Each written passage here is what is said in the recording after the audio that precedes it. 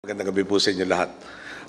Ayon sa Pag-asa, kasalukuyang nasa Philippine Area of Responsibility na po ang Bagyong Pablo na inaasahang magdudulot ng malalakas na hangin at ulan sa malaking bahagi ng Visayas at Mindanao. Taglay ang bugso ng hangin na umaabot ng 205 kilometers per hour. Hindi po biro ang potensyal na pinsalang dulot nitong bagyong si Pablo.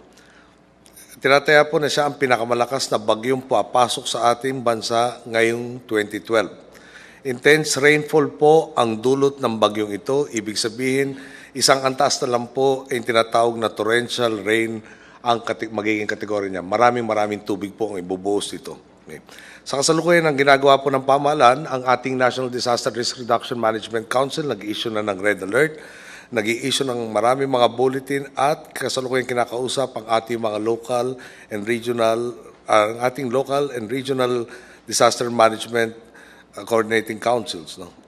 Ang Pag-asa po ay nag-i-issue ng hourly bulletins. Kung pwede ho, sundan po natin sila sa Facebook, sa Twitter at sa kanilang website.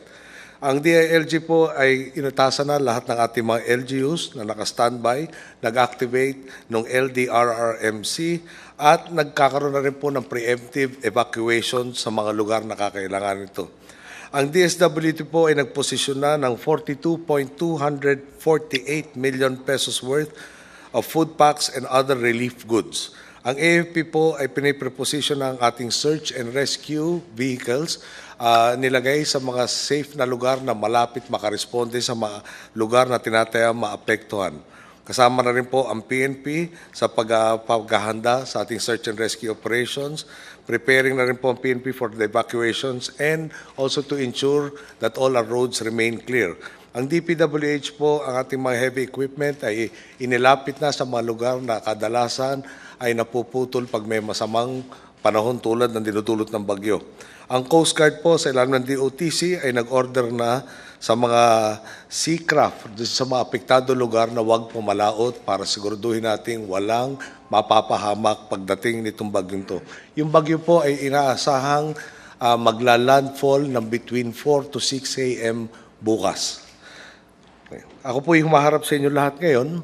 Kanina po kausap natin ilang mga kongresista at binabalita sa atin na marami raw sa mga lugar na tinatayang pupuntahan itong bagyong to ay nagdududa kung may parating na bagyo dahil napakamaaraw raw sa kanila.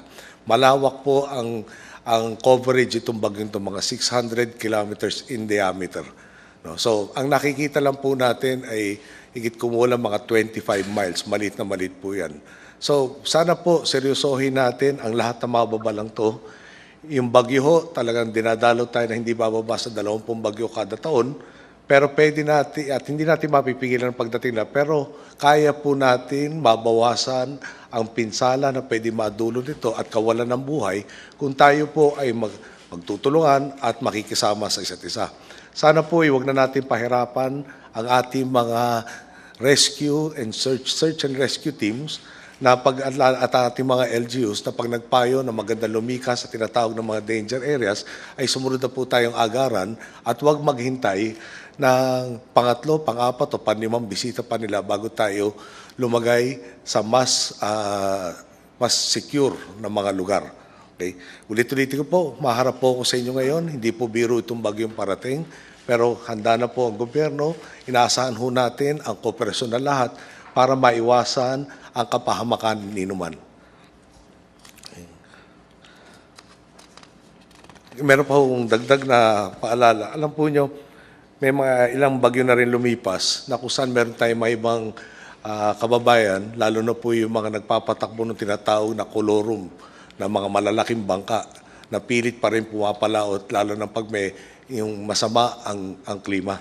Tayo po yung nakikiusap. Kaya nga humaharap po sa inyo lahat at nagpapasalamat sa media sa pagkakataon na to na maparating sa lahat. No? Ulit-ulitin ko lang, pasensya na po kumakulit.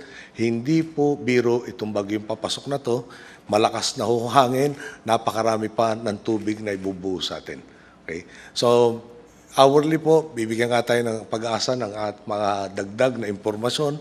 Bagyo po to, wala nagmamaneho, biglang pwedeng pumiito to. Pati na yung mga ibang lugar na nasa tinatayang path niya or wala pa sa ngayon. Importante ho, lahat tayo makinig sa mga babala para sigurado tayo makapaganda sa darating na bagyo. Maraming salamat po. Pagdasal po tayo at magtulungan, magsamahan, maiwasan po natin ang malaking kapamakan. Salamat po. Maraming salamat po,